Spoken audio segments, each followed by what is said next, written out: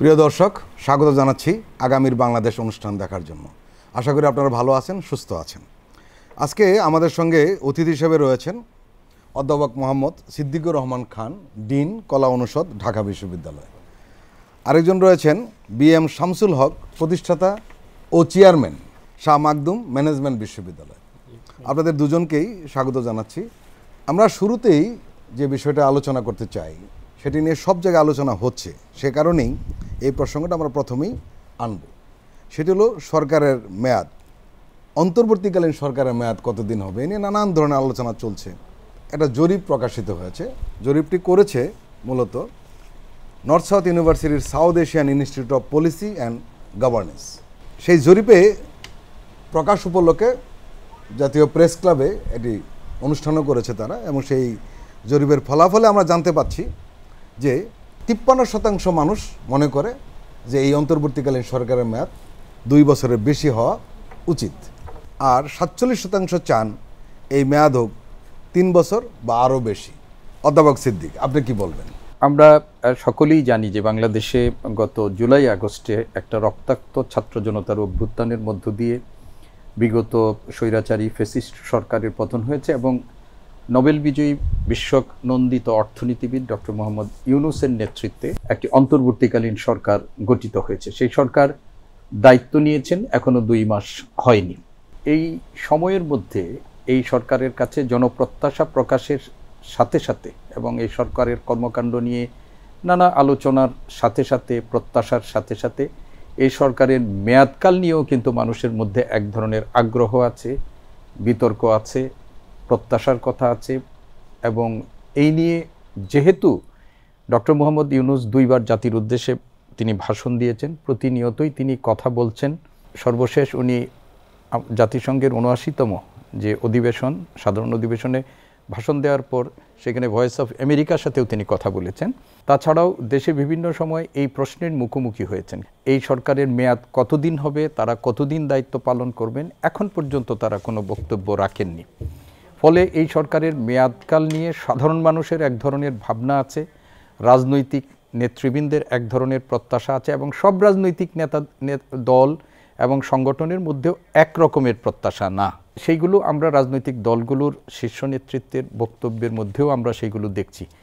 এই বিতর্কের মধ্যেই আমরা গত কয়েকদিন আগে ডক্টর মোহাম্মদ ইউনূস যখন দেশের বাইরে গেলেন, সেই দেশের বাইরে যাওয়ার আগে সেনাপ্রধান তার সাথে একটা সাক্ষাৎ করেছিলেন, আপনাদের মনে থাকবে। সেই সময় এই সাক্ষাতের পর তিনি রয়টার্সের সাথে একটা সাক্ষাৎকার দিয়েছিলেন। সেই রয়টার্সের সাথে তিনি সাক্ষাৎকারে এই সরকারের সংস্কার কর্মসূচি পালনের মধ্য দিয়ে 18 মাসের মধ্যে একটা নির্বাচনের কথা তারা বলেছিলেন, এবং সেনাবাহিনী সেই ধরনের সংস্কার কার্যক্রম এবং নির্বাচনের ব্যাপারে অন্তর্বর্তীকালীন সরকারকে তাদের সহায়তার কথাও তাদের পক্ষ থেকে বলা হয়েছিল। এই বক্তব্যটির পরে এই সরকারের মেয়াদকাল নিয়ে আরও এই মানুষের মধ্যে উৎসাহ, মানুষের মধ্যে কৌতূহল, এটা আরও বেড়েছে নিঃসন্দেহে। তো এইরকম একটা অবস্থার মধ্যে আজকে আপনি যেটি বললেন যে আমাদের নর্থ সাউথ ইউনিভার্সিটির SIPGA, যেটি South Asian Institute of Policy and গভর্নেন্সের পক্ষ থেকে তারা জাতীয় প্রেস ক্লাবে একটি সাংবাদিক সম্মেলনের মধ্য দিয়ে সালাউদ্দিন এম আমিনুজ্জামান, আমাদের ঢাকা বিশ্ববিদ্যালয়ের তিনি লোক প্রশাসন বিভাগের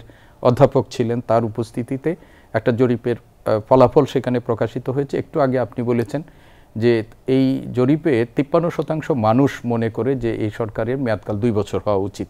আপনি দেখেন যে এই যে ছাত্র জনতার গণ অভ্যুত্থান হলো এবং সেটি সফল গণ অভ্যুত্থানের মধ্য দিয়ে গত 15 বছর ধরে আমাদের উপরে যে ফ্যাসিস্ট দানবীয় সরকার আমাদের উপর জগদ্দল পাথরের মতো বসেছিল, সেই সরকারের বিদায় ঘটল এবং প্রধানমন্ত্রী দেশ ছেড়ে পালিয়ে গিয়ে পার্শ্ববর্তী তার মিত্রদের কাছে আশ্রয় নিলেন, এবং তার সাঙ্গপাঙ্গদের মধ্যেও অনেকেই সেখানে আশ্রয় নিয়েছেন। গত 2-1 দিন ধরে আমরা সাবেক স্বরাষ্ট্রমন্ত্রী সহ আরও অনেকের কথা শুনতে পাচ্ছি। এখন এই যে ছাত্র জনতার গণ অভ্যুত্থান, সেটা কিন্তু গত 15 বছর ধরে এই দেশের যে রাজনৈতিক দল এবং সমাজের অন্যান্য শ্রেণী পেশার মানুষের দেশ থেকে স্বৈরাচার মুক্ত করে দেশের মানুষের যে গণতান্ত্রিক অধিকার প্রতিষ্ঠার যে আন্দোলন, সেই আন্দোলনের একটা পাটাতনের মধ্যে দাঁড়িয়েই কিন্তু এই ছাত্র জনতার গণ অভ্যুত্থান হয়েছে। এবং এই ছাত্র জনতার গণ অভ্যুত্থানের মধ্যে ছাত্ররা যেরকম অগ্রগামী সেনানী হিসাবে কাজ করেছে, তাদের সাথে কিন্তু দেশের শিক্ষক, সাংবাদিক, রাজনীতিবিদ, রাজনৈতিক দলের সমর্থক, নেতাকর্মী, তারাও কিন্তু এই আন্দোলনের সাথে তারা যুক্ত ছিলেন। এবং 9 দফা আন্দোলন এক পর্যায়ে 1 দফা হলো, এবং 1 দফা মানে হলো স্বৈরাচারের হাত থেকে দেশকে মুক্ত করে দেশে একটা গণতান্ত্রিক পরিবেশ এবং একটি গণতান্ত্রিক সরকার প্রতিষ্ঠা। এটিও কিন্তু দেশের মানুষের একটা প্রত্যাশা এবং ছাত্র জনতার প্রত্যাশার মধ্যেই ছিল, এবং এই প্রত্যাশাটা সামনে রেখেই এই সরকার দায়িত্বভার গ্রহণ করেছে। এবং আপনি যেটি বলেছেন এবং আমরাও যেটি শুনেছি, ডক্টর মোহাম্মদ ইউনূস বারবার বলেছেন, উপদেষ্টা পরিষদের এরা অনেকেই বলেছেন যে এই সরকারের প্রধান দায়িত্ব হলো দেশের যে সমস্ত খাতগুলোকে বিগত স্বৈরাচারী সরকারের শাসনামলে ধ্বংস করে দেওয়া হয়েছে, যেমন ধরেন রাষ্ট্রের 3টা গুরুত্বপূর্ণ অঙ্গ শক্তি আমাদের আছে, সেটি হলো নির্বাহী বিভাগ, বিচার বিভাগ, তারপরে আমাদের আইন বিভাগ, এইগুলো সহ আমাদের যে অর্থনৈতিক কাঠামো সবগুলো ভেঙে দেওয়া হয়েছে। এখানে একটা মৌলিক পরিবর্তন দরকার। এই মৌলিক পরিবর্তনের জন্য কিছু সংস্কার কাজ করা দরকার, এবং যে সংস্কার কাজগুলোর জন্য ইতিমধ্যে এই সরকার কতগুলো কমিশনও গঠন করেছে। এই একটা জায়গার মধ্যে দাঁড়িয়ে যে সংস্কার কর্মসূচিগুলো করবেন তারা, সেই সংস্কারগুলো দেশের মানুষেরও প্রত্যাশা, রাজনৈতিক দলগুলোরও প্রত্যাশা। কিন্তু সব প্রত্যাশার একটা শেষ জায়গাটা হচ্ছে যে এই প্রয়োজনীয় সংস্কার কর্মসূচিগুলো পালনের মধ্য দিয়ে দেশে একটা নির্বাচনী আবহ তৈরি করা, এবং দেশে যে গত 3টি নির্বাচন, পরপর নির্বাচন যেগুলো হয়েছে, যেখানে মানুষ নিজের ভোটাধিকার স্বাধীনভাবে তার মতামত প্রয়োগের যে সুযোগটা পেল না, সেই ধরনের একটা ইনক্লুসিভ এবং সব মানুষের অংশগ্রহণে একটা নির্বাচন, এবং নির্বাচনের মাধ্যমে একটা গণতান্ত্রিক সরকারের কাছে ক্ষমতা হস্তান্তর। এই জায়গায় বলতে চাচ্ছি যে এইটুকু করতে তাদের সময় কতটুকু লাগবে, এইটুকু নিয়েই মানুষের মধ্যে একটা উৎকণ্ঠাও বলেন বা কৌতূহলও বলেন, এবং সেই কৌতূহলটাকে সামনে রেখে তারা যেটি বলেছেন, যে বেশিরভাগ মানুষ যেটি বলেন, সময়ের তালে দেখবেন যে এই সংখ্যাটা আরও বাড়বে, যে মানুষ চাইবে যে একটা গ্রহণযোগ্য সময়ের মধ্যে একটা নির্বাচন অনুষ্ঠিত হোক। কেননা আপনি গণতান্ত্রিক সরকার ব্যবস্থার অনেক সীমাবদ্ধতা আছে, অনেক ত্রুটি আছে, কিন্তু গণতান্ত্রিক সরকারের বা মানুষের দ্বারা নির্বাচিত সরকারের বিকল্প কোনো ব্যবস্থা এখন পর্যন্ত পৃথিবীতে আমরা আর কোনোটা উপস্থাপন করতে পারিনি। ফলে মানুষ চাইবে যে এই সরকার অনেক লম্বা সময় ধরে তারা ক্ষমতায় থাকবে না, আমাদের যেগুলো সংস্কার করার দরকার অগ্রাধিকার ভিত্তিতে সেই সংস্কারগুলো সম্পন্ন করে তারা দেশের মানুষের কাছে একটা গ্রহণযোগ্য নির্বাচনের মধ্য দিয়ে তাদেরকে তাদের সরকার নির্বাচনের একটা সুযোগ করে দিবেন। এই সরকারও কিন্তু জনগণের সরকার, এই সরকারের প্রতি এই দেশের মানুষের একটা সমর্থন আছে, এবং তাদের সমর্থন এবং প্রত্যাশা নিয়েই তারা কিন্তু ক্ষমতায় এসেছেন। তারপরেও তারা চাইবেন যে একটা নির্বাচিত সরকার তারা নিজেদের ভোটাধিকার প্রয়োগের মাধ্যমে তারা এটি করবেন, এবং সেটি আমার ধারণা সেটি এই সরকারও 2 বছর সময়ের মধ্যেই তারা একটা নির্বাচনের দিকেই হয়তো হাঁটবেন।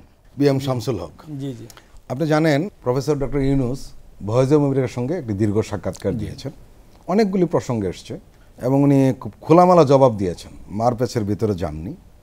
সেখানে কিন্তু একই প্রশ্ন করা হয়েছিল যে আপনি জাতির উদ্দেশ্যে 2টি ভাষণ দিয়েছেন, মানে এই সরকার মেয়াদ কতদিন হবে সে ব্যাপারে স্পষ্ট কিছু বলেন, ক্লিয়ারলি বলে নাই।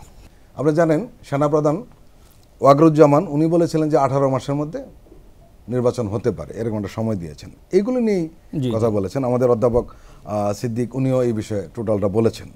এই প্রশ্নের জবাবে অধ্যাপক ইউনূস যেটা বলেছেন সেটি হলো যে সরকার কখন মেয়াদ ঠিক করবে সেটা সরকারই বলবে, অন্য কেউ না। মানে সরকার মেয়াদটা কতদিন থাকবে সেটা ওনার মুখ থেকে শুনতে হবে, আর সরকার না বলা পর্যন্ত সেটা মেয়াদ হচ্ছে না, যেই বলুক না কেন। এটাই উনি বলতে চেষ্টা করছেন। এই বিষয়ে আপনি কি বলবেন? আমরা যদি এই জিনিসটাকে মানে সময়টাকে দেখি যে আসলে কতটুকু সময় দরকার, এইটাকেই নিয়ে যদি পর্যালোচনা করি, এখানে কিন্তু বিভিন্ন জনের বিভিন্ন টাইপের মতামত আমরা দেখতে পাচ্ছি। পলিটিক্যাল পার্টি স্পেশালি এই মুহূর্তে মানে আফটার দ্য রেভলিউশন 2টি বৃহৎ রাজনৈতিক দল, যেটা বাংলাদেশ জাতীয়তাবাদী দল বিএনপি এবং বাংলাদেশ জামাত ইসলামী, এই 2টি বৃহৎ রাজনৈতিক দল তাদের মাঝেও কিন্তু ঠিক সর্বোচ্চ ঐক্যটা নাই এই সময়ের মাঝে, যে কোন সময়ের মধ্যে তারা they are not in a position to say together যে আমরা এই সময়ের মধ্যে নির্বাচন চাই বা চাই না, হোয়াট এভার। এখানে পলিটিক্যাল পাওয়ার যারা, পলিটিক্যাল শক্তি যারা, organisation, they are not in a position to say something directly with one voice. এখানে আমাদের একটা ডিভিশন আছে। You have to understand the whole scenario, what is going on in our country right now, in related with the election date, in related with the timing. This is the number one. Number two, professor Yunus এবং তার অ্যাডভাইজাররা কেউ basically এই ব্যাপারে কোনো সুস্পষ্ট বক্তব্য জাতির সামনে অ্যাজ অফ টুডে আজ পর্যন্ত এটা হয় নাই, বলেন নাই আর কি। রিপিটেডলি প্রফেসর ইউনূসকে প্রশ্ন করা হয়েছে ভয়েস অফ আমেরিকা থেকে, এবং এর আগেও আমরা দেখতে পেয়েছি অন্যান্য অ্যাডভাইজারকে বলা হয়েছে, কিন্তু তারা কিন্তু তাদের অবস্থানটা ক্লিয়ার করে নাই। আমরা সাডেনলি দেখলাম জেনারেল ওয়াকারুজ্জামান, উনি ইন বিটুইন, যখন professor Yunus was not in Bangladesh, he was in UNA, যখন জাতিসংঘে ছিলেন, তখন উনি একটা সাক্ষাৎকারে বলার চেষ্টা করলেন যে, উনি এক্স্যাক্টলি টাইম বলে নাই, তবে উনি বলার চেষ্টা করেছেন যে হয়তো 18 মাসের মধ্যে এই কাজগুলো হতে পারে। ইয়েস, হি সে দ্যাট, এরকম একটা প্রবাবলি ইউজ করেছেন। ভয়েস অফ আমেরিকার প্রেজেন্টার ওনাকে জিজ্ঞাসা করেছিলেন যে ওয়াকারুজ্জামান সাহেব এটা বলেছে, তা আপনার কি মতামত? উনি বলেছেন না, এটা সরকারের বক্তব্য, সরকার যখন দিবে, that was the final date. As per survey report যে 53% বলছেন within a 2 years and more than 47% বলছেন it can be more than 3 years। তো এখানে আপনি একটা ইলেকশন করবেন, এই 15 বছরের একটা স্বৈরাচারী শাসন ব্যবস্থা, ফ্যাসিস্ট সরকারের পতনের পর এই 15 বছরে নির্বাচন ব্যবস্থা, অর্থনৈতিক ব্যবস্থা, আইন শৃঙ্খলা বাহিনী, আইন শৃঙ্খলা রক্ষাকারী বাহিনীর যে দলীয়করণ এবং সর্বোপরি যে রাজনৈতিক দমননীতি, এত কিছুর মাঝে সমাজের যে অবস্থা বিরাজ করছিল, এইগুলোকে মিনিমাম একটা পর্যায়ে উত্তরণ না করা পর্যন্ত আমার মনে হয় যে একটা ভালো নির্বাচন করা বা ভালো নির্বাচনের পর একটা ইফেক্টিভ সরকার পরিচালনা করা, it will be very difficult to my opinion. Election commission, you have to not only reshuffle, you have to change the law. Election কমিশনের অনেক শর্টফল আছে যেগুলো আমরা ইতিমধ্যে দেখেছি। আপনি রাইট লোককে রাইট জায়গায় বসাতে হবে। নট অনলি দ্যাট, এরপরে সবচেয়ে গুরুত্বপূর্ণ যেটা, সেটা হলো ইলেকশন করবে কারা? আইন শৃঙ্খলা রক্ষাকারী বাহিনী। আপনি বলেন যে আজকে আইন শৃঙ্খলা রক্ষাকারী বাহিনীর কী অবস্থা? তাদের কনফিডেন্স লেভেল, তারা এমনই ক্রাইম করেছে, নট এভরিবডি, যারা অতি উৎসাহী হয়ে, আমরা কি দেখলাম, ইভেন প্রিভিয়াস আইজি মানে গণ অভ্যুত্থানের একদিন আগে উনি প্রেসকে বললেন already by this time more than 500 কিন্তু মানে ছাত্র জনতা শহীদ হয়ে গেছে। 4 তারিখে রাতেও সে বলছে যে আমরা কালকে প্রফেশনালি সর্বোচ্চ পেশাদারিত্বে নিয়ে আমরা দায়িত্ব পালন করব। What the hell! আইন শৃঙ্খলা রক্ষাকারী বাহিনীকে ডেফিনেটলি এটাকে এমন একটা আইন শৃঙ্খলা বাহিনী পরিণত করতে হবে যারা রিয়েল পেশাদার, তারা কোনো দলীয়ভাবে কাজ করবে না, তারা কোনো স্বজনপ্রীতি দেখাবে না, দমননীতি করবে না। As per law, police is a different way, it is not, তারা দমননীতির মাধ্যমে না, তারা পুলিশিং করবে। আপনি একটা ভালো ইলেকশন করতে চান, আপনার আইন শৃঙ্খলা রক্ষাকারী বাহিনীকে ওই পর্যায়ে না নিয়ে যেতে পারলে, অ্যাটলিস্ট মিনিমাম স্ট্যান্ডার্ডে না নিয়ে যেতে পারলে, ডু ইউ থিঙ্ক যে একটা ভালো নির্বাচন তারা করতে পারবে? এখনও সমাজে অনেক এলিমেন্ট আছে, ফ্যাসিস্ট সরকারের রেখে যাওয়ার 90% এলিমেন্ট স্টিল এক্সিস্ট করে এই সোসাইটিতে, তারা এখনও বাইরে চলে যায়নি। তো আমার মনে হয় এই শক্তিটা হোয়েনেভার, যখনই তারা সময় পাবে, যখনই তারা অপরচুনিটি পাবে, যখনই তারা সুযোগ পাবে, তারা they can come back with their own speed. এই পুলিশ বাহিনীকে, আইন শৃঙ্খলা রক্ষাকারী বাহিনীকে, নিরাপত্তা বাহিনীকে আপনি রিসাফেল শুধু নয়, এটা পুরোপুরি ইফেক্টিভ ওয়েতে প্রফেশনালি ডেভেলপ করতে হবে। তা এটা ইলেকশনের জন্য জরুরি। অধ্যাপক সিদ্দিক, আপনি জানেন যে বাংলাদেশ এবং ইন্ডিয়া রিলেশন নিয়ে খুব আলোচনা হচ্ছে, এর কারণও রয়েছে। কারণ গত 15 বছর বাংলাদেশের একটা স্বৈরাচার সরকারকে দিল্লি একেবারেই ব্ল্যাঙ্ক চেক, যেটাকে আমরা শব্দটা বলি, সেরকম সাপোর্ট দিয়ে গিয়েছে। এবং বাংলাদেশের অধিকাংশ মানুষ মনে করে যে দিল্লির কারণেই আমাদের এদেশের গণতন্ত্রটা ধ্বংস হয়েছে, ভোটাধিকার মানুষ প্রয়োগ করতে পারে না। এই প্রসঙ্গে নানান মহলে কথা উঠেছে, আলোচনা হচ্ছে, পর্যালোচনা হচ্ছে। ভয়েস অব আমেরিকা ঠিকই এই প্রসঙ্গে প্রফেসর ইউনুসকে প্রশ্ন করেছিলেন। ওনাকে বলেছিলেন যে বাংলাদেশের সঙ্গে ভারতের সম্পর্ক উন্নয়নে আপনার সরকারের পরিকল্পনা কী? শব্দটা কিন্তু উন্নয়নের শব্দটা ব্যবহার করেছে। ইউনুস সাহেব পরিষ্কার বলেছেন যে আমরা সুসম্পর্ক চাই এবং এটা ভারতেরও দরকার। উনি এর আগে কিন্তু আরেক জায়গায় বলেছিলেন যে ভারতের সাথে বাংলাদেশের সম্পর্ক হবে সমতা এবং ন্যায্যতার ভিত্তিতে। আপনার কি মনে হয় এই দুই দেশের সম্পর্কের উন্নয়নে দিল্লির ভূমিকাই সম্ভবত এখন বেশি? ভারতের সাথে বাংলাদেশের সম্পর্ক গত 1.5 দশকে যদি আমরা বিশ্লেষণ করে দেখি, সেটা আমাদের দেশের একটা দেশের সাথে আরেকটি দেশের কূটনৈতিক সম্পর্ক হয় দেশে দেশে, রাষ্ট্রে রাষ্ট্রে, সরকারে সরকারে। কিন্তু আমরা ভারতের সাথে বাংলাদেশের গত 1.5 দশকে যে কূটনৈতিক সম্পর্কটা দেখেছি, সেটি হচ্ছে ভারতের সাথে আমরা বলতে গেলে একজন ব্যক্তির সাথে সম্পর্ক, অথবা বলতে একটা দলের সাথে সম্পর্ক। বাংলাদেশের সাধারণ মানুষের স্বার্থ বিবেচনা করে ভারত এই 15 বছরে আমাদের সাথে কূটনৈতিক বা দ্বিপাক্ষিক সম্পর্ক বজায় রাখার চেষ্টা করেনি। অন্যদিকে বাংলাদেশের পক্ষ থেকেও তারা যেহেতু ভারত তাদের অগণতান্ত্রিকভাবে ক্ষমতায় কুক্ষিগত করে রাখার জন্য একটা সহযোগিতা দিয়েছে, সেই জন্য বাংলাদেশের যে গত ফ্যাসিস্ট সরকার, স্বৈরাচারী সরকার, সেই সরকারের প্রধানমন্ত্রী শেখ হাসিনা বারবার বাংলাদেশের জনস্বার্থ উপেক্ষা করে নিজের স্বার্থ এবং ভারতের স্বার্থ দেখে তারা এই ভারতের সাথে সম্পর্ক, ভারতকে আমাদের সুযোগ সুবিধা সেইগুলো দেওয়ার ব্যাপারে সবসময় তিনি তৎপর ছিলেন। এবং আপনি দেখেছেন যে আমাদের আগের যে পররাষ্ট্রমন্ত্রী ছিলেন মোমেন সাহেব, তিনি ভারতের সাথে আমাদের বাংলাদেশের সম্পর্ক, স্বামী স্ত্রীর সম্পর্ক, আমাদের যিনি সাবেক প্রধানমন্ত্রী ছিলেন, পতিত প্রধানমন্ত্রী, দেশত্যাগী প্রধানমন্ত্রী, তিনিও কিন্তু নানা সময়ে বলেছেন যে ভারতকে আমরা যা দিয়েছি সেটি ভারতকে সারা জীবন এটাকে মনে রাখতে হবে। একটা সময় প্রশ্ন করা হয়েছিল, দিল্লি তো আপনাকে দিয়েছে, আপনি এখন ভারতের কাছে কি চাইবেন, এটা ভারতের পত্রপত্রিকায় প্রতিদান চান। তিনি বলেছেন বঙ্গবন্ধুর কন্যা দিতে জানে, নিতে জানে না। তার মানে আমাদের স্বার্থ উপেক্ষা করি ভারতকে তিনি দিয়েই গেছেন। ফলে ভারতের সাথে তাদের যে সম্পর্ক, সেই সম্পর্ক ভারত কখনো বাংলাদেশের সাথে রাষ্ট্রের সম্পর্কের অপেক্ষায় শেখ হাসিনার সাথে সম্পর্ক গুরুত্ব দিয়েছেন। ডক্টর মোহাম্মদ ইউনূস আপনি দেখেন দেশে আসার আগেই, যখন এই অভ্যুত্থানের পরে একটা সাক্ষাৎকার দিয়েছেন এনডিটিভির সঙ্গে, হ্যাঁ এনডিটিভির সাথে, সেইখানে কিন্তু ভারত সম্পর্কে তিনি তার বক্তব্য খোলামেলা বলেছিলেন। এবং সেইখানে তাকে এক ধরনের বলা হয়েছিল যে ভারতের সাথে নতুন পরিস্থিতিতে এই সরকারের পতনের পর বাংলাদেশের উপর যদি হয় তাহলে বাংলাদেশের অস্থিতিশীল করার একটা আশঙ্কা থাকে। তিনি বলেছিলেন যে ভারতকে 7 সিস্টারের বিষয়েও কিন্তু মনে রাখতে হবে। এবং তিনি একাধিকবার, এবং সরকারের যিনি পররাষ্ট্র বিষয়ক উপদেষ্টা আছেন তিনি একাধিকবার এই বক্তব্যটি রেখেছেন তারা, যে ভারতের সাথে আমরা বন্ধুত্বমূলক সম্পর্ক সেটা বজায় রাখতে চাই, তবে ভারতকে এটা ভাবতে হবে যে আমাদের দুই দেশের মধ্যে সম্পর্কটা হবে আপনি একটু আগে যে পারস্পরিক মর্যাদা ভিত্তিতে, সমতার ভিত্তিতে, ন্যায্যতার ভিত্তিতে, এইটি হতে হবে আমাদের বেশ। কিন্তু আপনি দেখেন যে ভারত এই শেখ হাসিনা সরকারের পতনের পরে এবং ওখানে উনি যাওয়ার পর এই সরকার এবং বাংলাদেশের সামগ্রিক পরিস্থিতিকে অস্থিতিশীল করার জন্য নানা রকমের চক্রান্ত করেছে।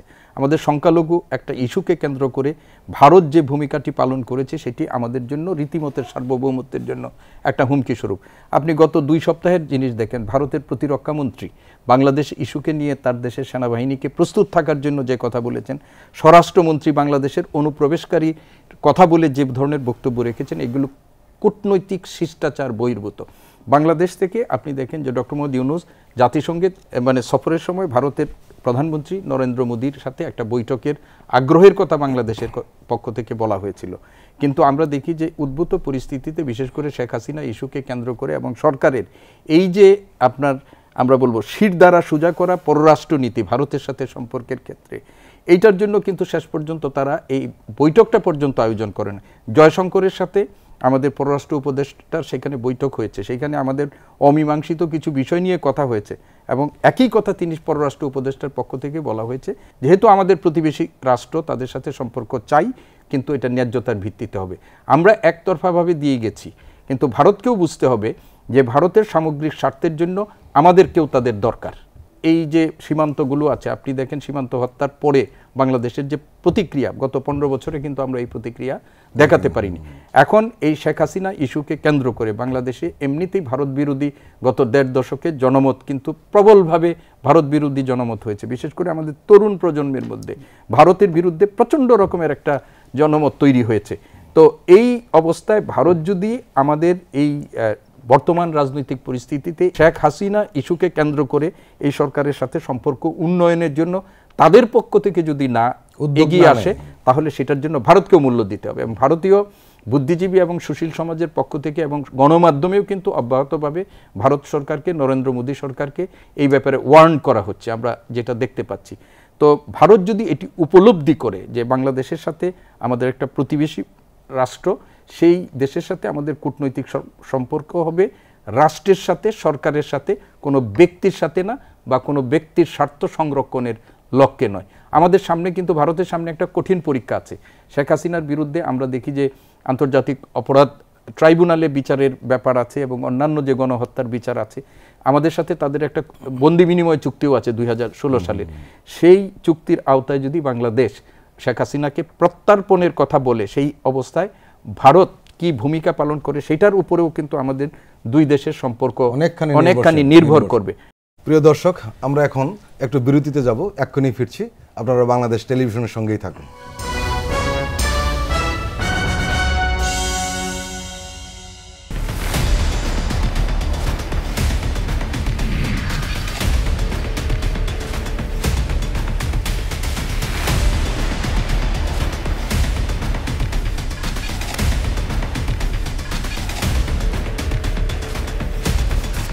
নিপীড়নের গল্প, প্রযোজনা মোহাম্মদ হাসান রিয়াদ ও গোলাম মোর্শেদ। দেখবেন প্রতি শুক্র ও শনিবার সন্ধ্যা 7টায়।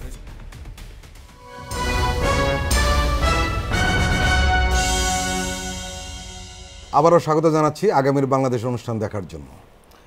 আমরা এখন কথা বলবো বিএম শামসুল হকের। অধ্যাপক সিদ্দিক বলছিলেন ভারত বাংলাদেশের যে সম্পর্ক, এটা একটা টানাপোড়েনের মধ্যে পড়তে পারে। কেউ কেউ কিন্তু অনেকে বলেছিল এটা মাছের কাটার মতো হতে পারে হাসিনার ফিরিয়ে নিয়ে আসার ব্যাপারে, এবং ওনাকে ফিরিয়ে নিয়ে আসা না আসা এই নিয়ে অনেক সময় প্রশ্ন হয়েছে। প্রফেসর ইউনূসও বলেছেন অন্য একটি সাক্ষাৎকারে যে ওনার বিচারের মুখোমুখি হওয়া উচিত, যদি অপরাধ করে থাকেন তাহলে সেটা বিচার হওয়া দরকার, এবং অন্যান্যরা তো চাচ্ছেনই।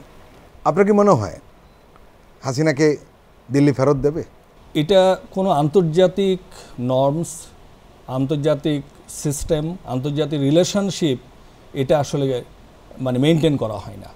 This is the only country আমরা পেয়েছি যেখানে আন্তর্জাতিক কোনো কিছুই আমরা না এই পক্ষ থেকে, মানে ফ্যাসিস্ট সরকার ইন্ডিয়ার সাথে রিলেশনশিপের ক্ষেত্রেও করেনি, আর ইন্ডিয়ার সরকারও স্পেশালি মোদি সরকার তারাও আমাদের প্রিভিয়াস ফ্যাসিস্ট সরকারের সাথে এমনভাবে রিলেশনশিপটা মেনটেন করেছে, এখানে জনগণের মতামত বা জনগণের মতামতের প্রতিফলন কোনো কিছুই আমরা দেখতে পাই নাই। আপনি দেখেন, আমরা যদি একটু বিশ্লেষণ করি যে বিশ্বের অনেক সব দেশেরই নেবার আছে, প্রতিবেশী আছে। আপনি সিঙ্গাপুরে দেখেন, আমার দীর্ঘদিনের সিঙ্গাপুরের অভিজ্ঞতার কারণে বলছি, থাকার অভিজ্ঞতার কারণে, যে সিঙ্গাপুর মালয়েশিয়া, মাহাথির মোহাম্মদ তখন প্রাইম মিনিস্টার, এখানে গোচকতং, লি কুয়ান ইউ তার ছেলে, এরাই ক্ষমতায় ছিলেন একের পর এক। দেখা গেল যে বৃহৎ একটা দেশ মালয়েশিয়া, তার সাথে ছোট্ট একটি দেশ, কিন্তু কোনোদিন কোনো বৈরীর সম্পর্ক, অফকোর্স কিছু পলিটিক্যাল ইস্যু তো অ্যারাইজ করেই, সেটা অন্য ইস্যু, কিন্তু এটা বেসিক্যালি আমরা দেখেছি যে কোনোভাবেই এটা ওই টাইপের পর্যায়ে যায়নি। মেক্সিকো, আমেরিকা, কিউবাকেও দেখেন, রাজনৈতিক বৈরিতা আছে, কিন্তু অনেক কোঅপারেশন, কোঅর্ডিনেশন, বিকজ দুই পক্ষের, দুই সাইডের মানুষের কল্যাণের জন্য এই কাজগুলো করা হয়। ভারত একমাত্র দেশ যার কোনো নেবারের সাথে, কোনো প্রতিবেশীর সাথে তাদের সম্পর্ক ভালো না। This is unfortunate. এটা কেন হবে? নিজেকে যদি আপনি নিরাপত্তা পরিষদের সদস্য হিসাবে আপনি প্রতিযোগিতায় যেতে চাচ্ছেন, আমরা রিসেন্টলি দেখলাম অনেক দিন ধরেই তারা চেষ্টা করছে, কিন্তু আপনি দেখেন যে সৎ প্রতিবেশী সুলভ, যেটা আমরা খুব ওয়াইডলি বাংলাদেশে পরিচিত ওয়ার্ড, আপনি এটা দরকার নাই। আপনি একটা ওয়ার্কিং রিলেশনশিপ তো মেনটেন করবেন, যেখানে definitely you have to respect, আপনি পিপুলসকে রেসপেক্ট করবেন। বিএম শামসুল হক, এই প্রসঙ্গে একটা কথা বলি। প্রতিবেশী দেশগুলির সাথে শুধু নয়, সব দেশের সঙ্গেই ভারতের দ্বিপাক্ষিক সম্পর্কে ওরা প্রাধান্য দেয়, মানে মাল্টি রিলেশনটাকে ওরা পছন্দ করে না, যার কারণে সার্ক আজকে এই অবস্থা। এখানে আরেকটা কথা বলি, সেটি হলো যে প্রতিবেশী দেশগুলোর পররাষ্ট্রনীতি কি হবে, এটা দিল্লি সবসময় নিয়ন্ত্রণ করতে চায়, তাদের মতো করে পররাষ্ট্রনীতি করতে চায়, এই কারণে আসলে সংকটটা তৈরি হয়েছে। এটাও একটা আছে। আর আরেকটা হলো যে লাস্ট 15 ইয়ার্স আমরা কি করেছি, বেসিক্যালি আমাদের প্রিভিয়াস ফ্যাসিস্ট সরকারের পররাষ্ট্রমন্ত্রী বললো আমরা স্বামী স্ত্রীর সম্পর্ক, এটা কোনো কূটনীতিক ভাষা? আপনি বললেন যে আপনি ট্রানজিটের পয়সা নেবেন না, এক উপদেষ্টা বললেন, কেন এটা ভালো দেখায় না? আপনি চিন্তা করতে পারেন যে কারা এই দেশ চালাতো, যারা আমাদের দেশের স্বার্থ, আমাদের উপর দিয়ে রেল ট্রানজিট যাবে, নো ট্রানজিট যাবে, ট্যাক্স নিতে পারবেন না, এই ধরনের মানসিকতা সম্পন্ন দেশপ্রেম বিরোধী, দেশ বিরোধী অ্যাটিটিউড নিয়ে যারা দেশ চালাতো, তো তাদের কাছ থেকে তো ইন্ডিয়া নিবেই। That is the true story. এটাই তো হয়েছে। এখন আমাদের কথা হলো যে না, এই অ্যানাপ ইজ অ্যানাপ। আমাদের 154টা নদীর মধ্যে আমরা অধিকাংশ নদী হারিয়ে ফেলেছি। আমরা আমাদের সীমান্ত হত্যা দেখেছি, আমরা ফেলানি দেখেছি। একমাত্র প্রতিবেশী যে বিগত 15 বছরে যত লোককে হত্যা করেছে, আপনি দেখেন বিশ্বের কোনো নেবার তার পার্শ্ববর্তী দেশকে মানে জনগণকে এভাবে হত্যা করেছে, তার একটি উদাহরণ আপনি দেখাতে পারবেন না। কিন্তু আমরা, এটা সম্ভব হয়েছে অনেক ক্ষেত্রেই আমাদের নতজানু পররাষ্ট্রনীতি এবং আমাদের এই মানে তাদের মানে ইন্ডিয়ার প্রতি অনুগত পররাষ্ট্রনীতির কারণে। এনাফ ইজ এনাফ, আপনাকে এইখান থেকে বেরিয়ে আসতে হবে। এই গভর্নমেন্ট নট অনলি, এবং পরবর্তী যে গভর্নমেন্ট আসবে তারা তাদেরকে বুঝতে হবে যে না, এদেশের জনগণ ভারতের সর্বগ্রাসী অবস্থান থেকে এই জাতি মুক্তি চায়। অধ্যাপক সিদ্দিক, শেখ হাসিনাকে ফেরত চাইবে কি চাইবে না, এটা নিয়ে কিন্তু এতদিন স্পষ্ট কিছু বলা হয়নি। ভয়েস অব আমেরিকার সঙ্গে সাক্ষাৎকারে প্রফেসর ইউনূস কিন্তু স্পষ্ট করেছেন। তিনি বলেছেন যে নিশ্চয়ই আমরা তাকে ফেরত চাইব, তিনি যেখানেই থাকুন না কেন, আইনগতভাবে যে সিদ্ধান্ত আছে সেই সিদ্ধান্ত আমরা বাস্তবায়ন করতে পারি। এখনও বিচার কার্যক্রম শুরু হয়নি।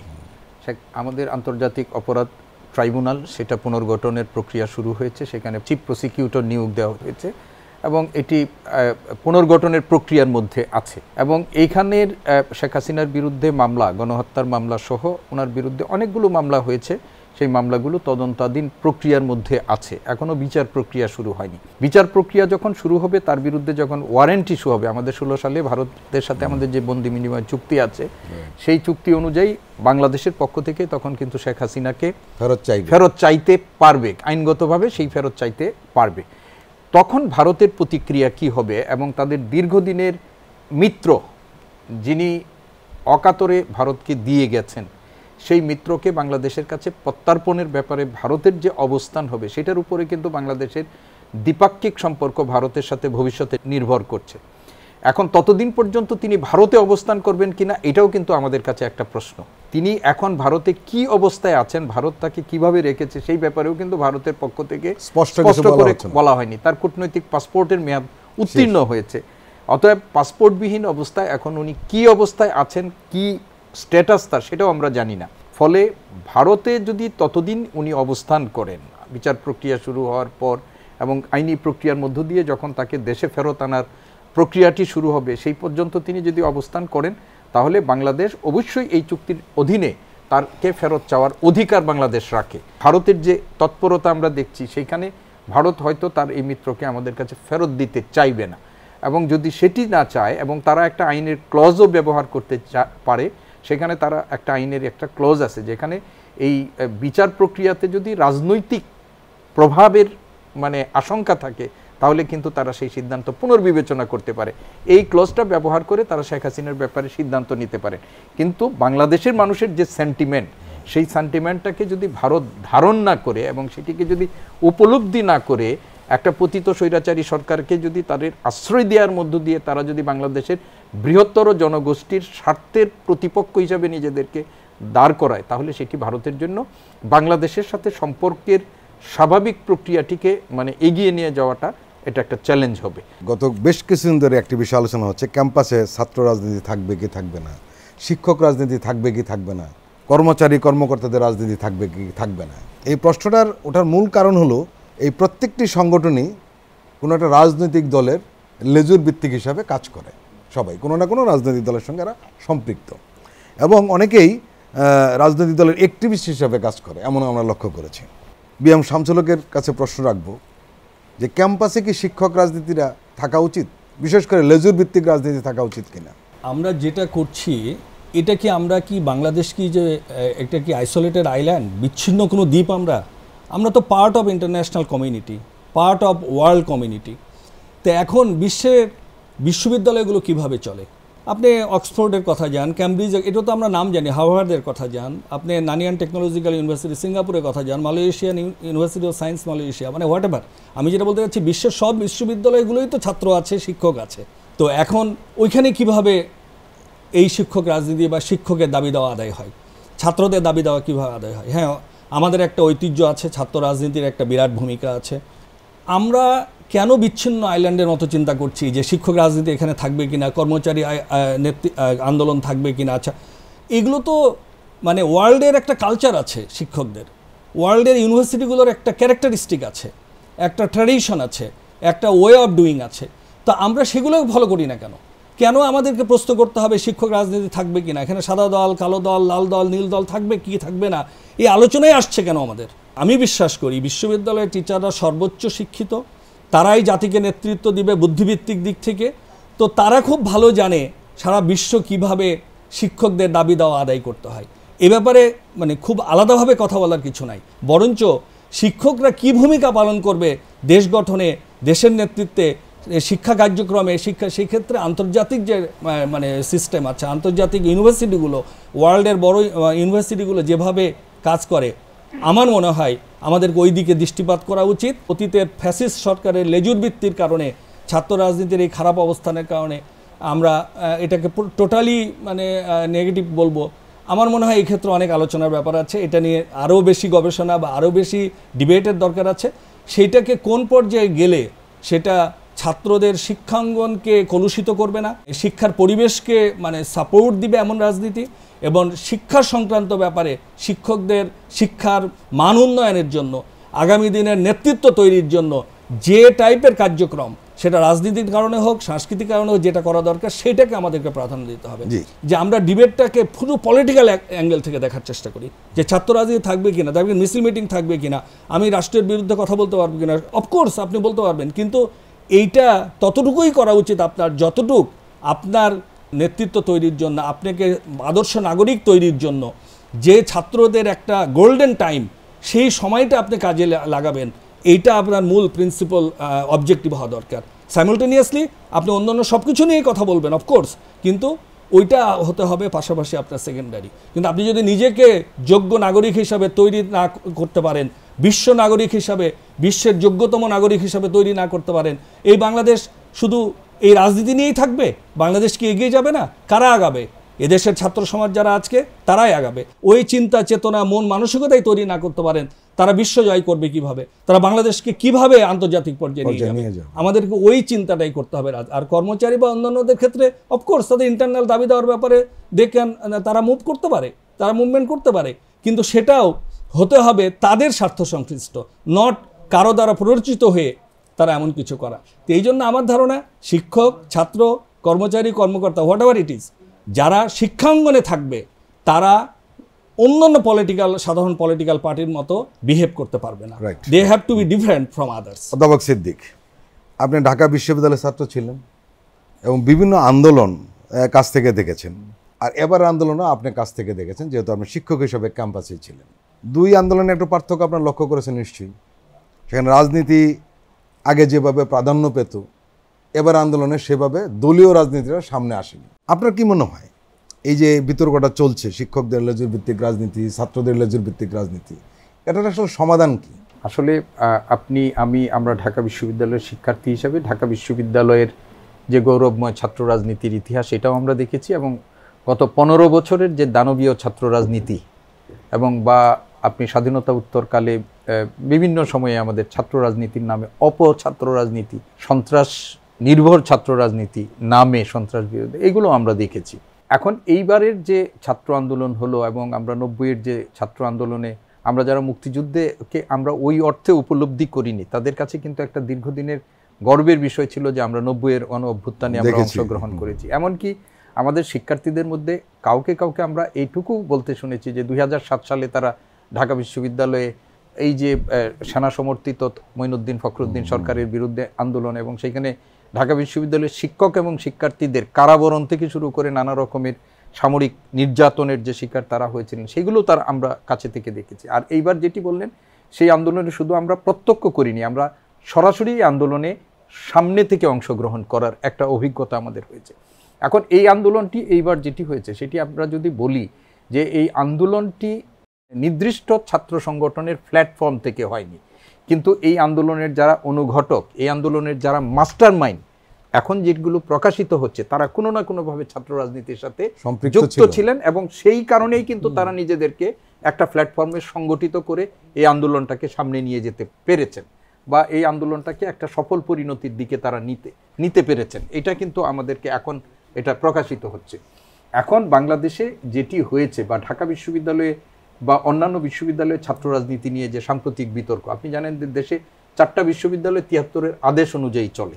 এই 4টা বিশ্ববিদ্যালয়ের ছাত্র এবং শিক্ষকদের রাজনীতি করার একটা অধিকার আছে, কিন্তু বাংলাদেশটা এমন একটা রাষ্ট্র ব্যবস্থা যেখানে আমলাতন্ত্র যারা আছে, পাবলিক সার্ভেন্ট আছে, যাদের রাজনীতির সাথে কোনো ধরনের সংস্রব থাকার কথা না, কিন্তু তারা এখন ক্ষেত্র বিশেষে, আপনি দেখেন একজন পুলিশের আইজিপি যখন কথা বলতেন, পুলিশের একজন ঊর্ধ্বতন কর্মকর্তা যখন কথা বলতেন, আপনি কি পার্থক্য করতে পারতেন যে একদম তিনি রাজনৈতিক একজন নেতার মতো। রাজনৈতিক নেতা নাকি যার কোনো অধিকার নাই? তারা কিন্তু এই অধিকারটা চর্চা করেছেন, অনধিকার চর্চা করেছেন বছরের পর বছর, এবং তারা রাজনৈতিক দলের এক ধরনের লাঠিয়াল হিসাবে তারা কাজ করেছেন।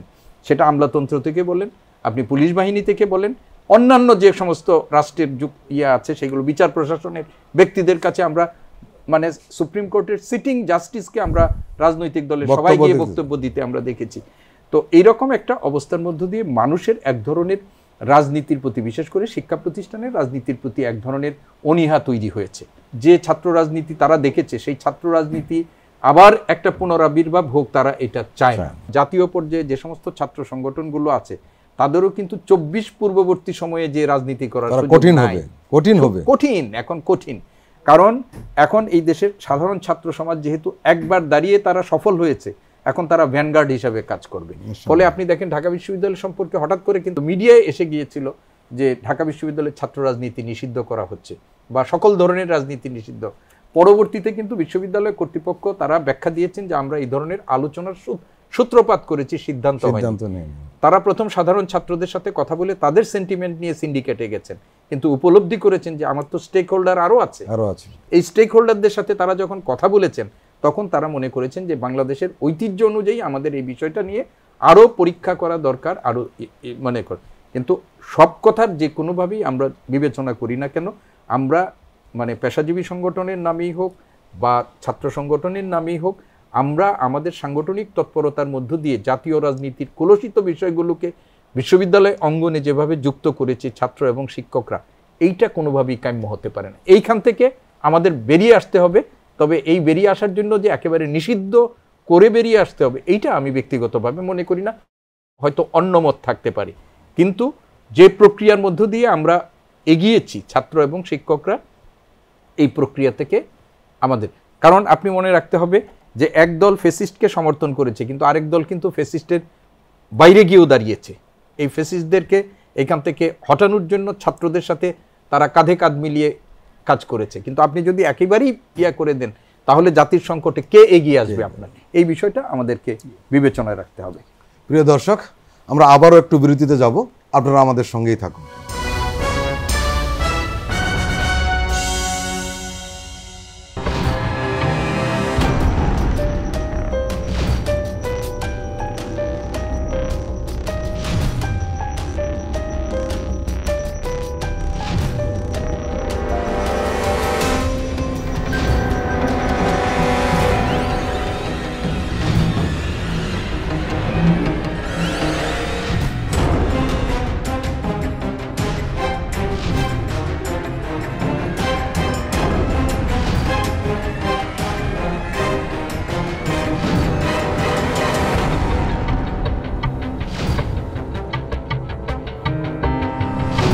কেমন আছে অর্থনীতি? প্রযোজনা মোহাম্মদ নাসির উদ্দিন ও ইয়াসমিন আক্তার। দেখবেন প্রতি সোম ও মঙ্গলবার রাত 10:20।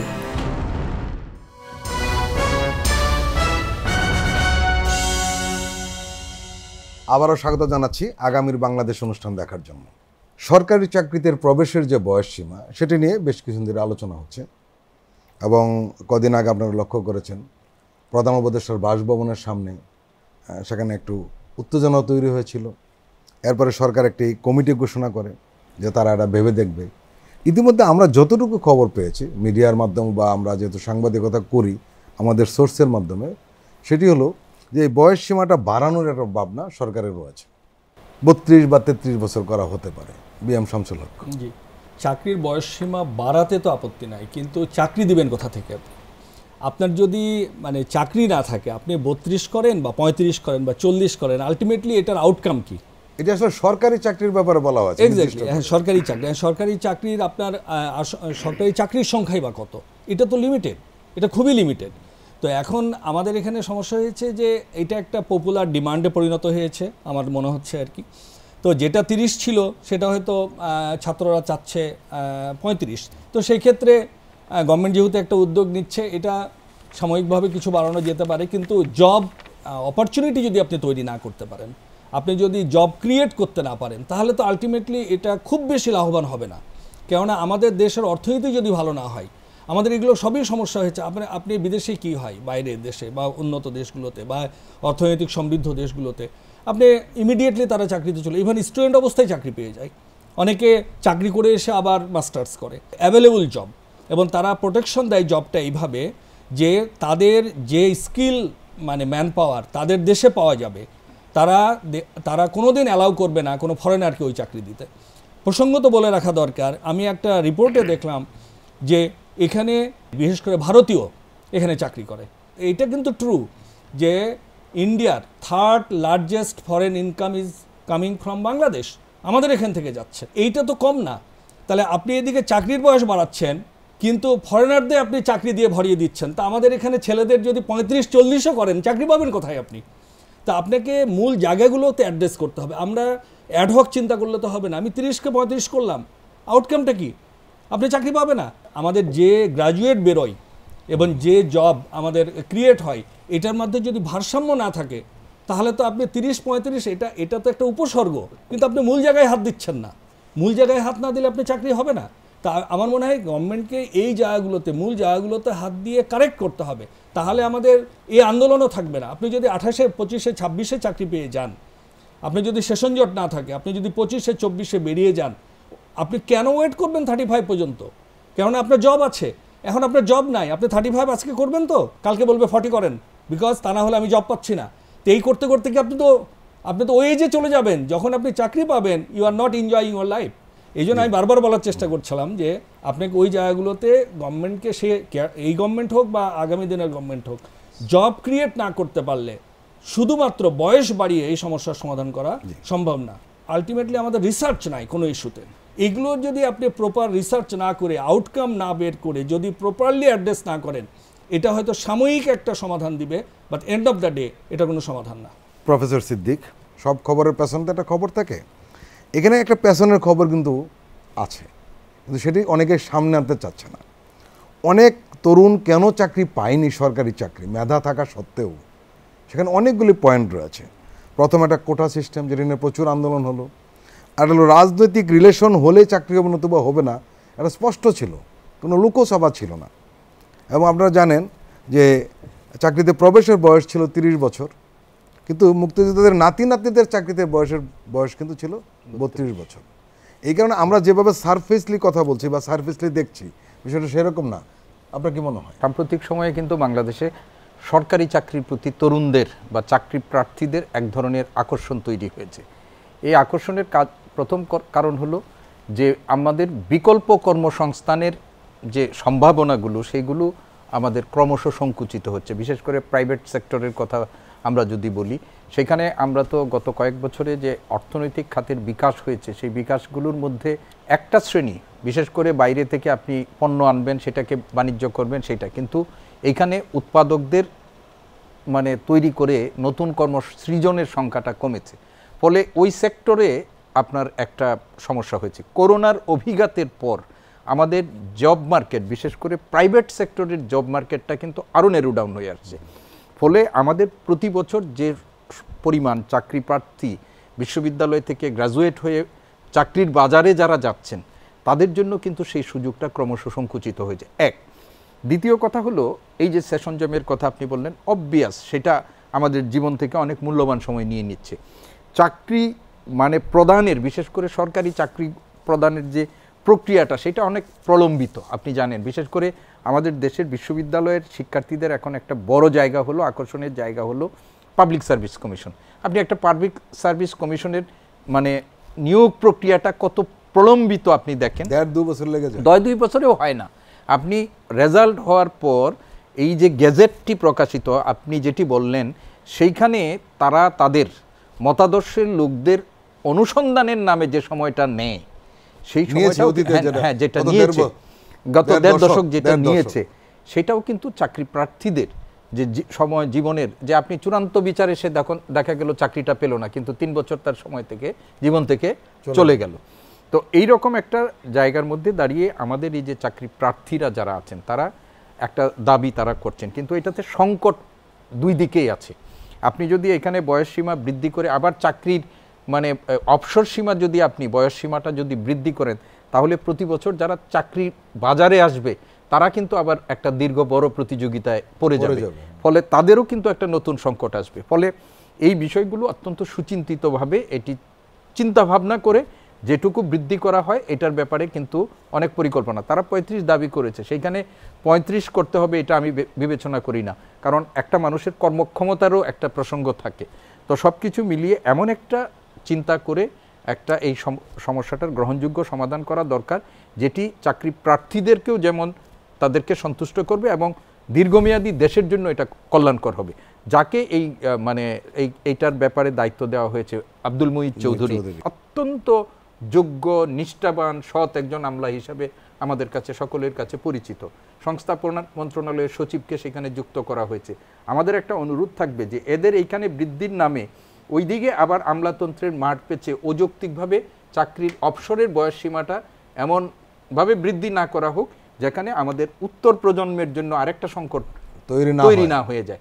তো সব কিছু বিচার বিবেচনা করে পরিবর্তিত বাস্তবতায় সরকারকে সাধুবাদ জানাই, যারা দীর্ঘদিন ধরে রাস্তায় এই ইস্যুটাকে নিয়ে তারা আন্দোলনে ছিলেন, তাদেরকে ইস্যুটা অ্যাড্রেস করার জন্য অন্ততপক্ষ কিছু কাঠামোগত পদক্ষেপ গ্রহণ করা হয়েছে এবং সেইখানে তাদের মতামত, যারা জনপ্রশাসন বিশেষজ্ঞ আছেন তাদের মতামত এবং অন্যদের মতামতের ভিত্তিতে যদি একটা গ্রহণযোগ্য সমাধানের দিকে আসে তাহলে এটা দেশের জন্য কল্যাণ হবে। এবং প্রধান উপদেষ্টার বাড়ির সামনে যে একটা অনাকাঙ্ক্ষিত ঘটনা তৈরি হয়েছে, এটা আরও বড় কিছু হয়ে যেতে পারতো।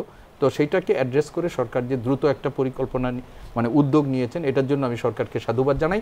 এবং যারা চাকরি প্রার্থী আন্দোলনকারী তাদের প্রতিও আমাদের একটা অনুরোধ থাকবে যে তারা যেন একটা যৌক্তিক সমাধানের দিকে এটাকে এগিয়ে নিয়ে যায় এবং দেশের জন্য যেটা কল্যাণ হয় তাদের জন্য যেন কল্যাণ হয় এবং একই সাথে তাদের উত্তর প্রজন্মের জন্য যেন একটা কল্যাণকর হয়, সেটার প্রত্যাশায় আমরা থাকছি। বিএম শামসুল হক এবং অধ্যাপক মোহাম্মদ সিদ্দিকুর রহমান খান, আপনাদের দুজনকে ধন্যবাদ। প্রিয় দর্শক, আজকের অনুষ্ঠান আমরা এখানেই শেষ করব। আপনারা ভালো থাকবেন, সুস্থ থাকবেন। আল্লাহ হাফেজ।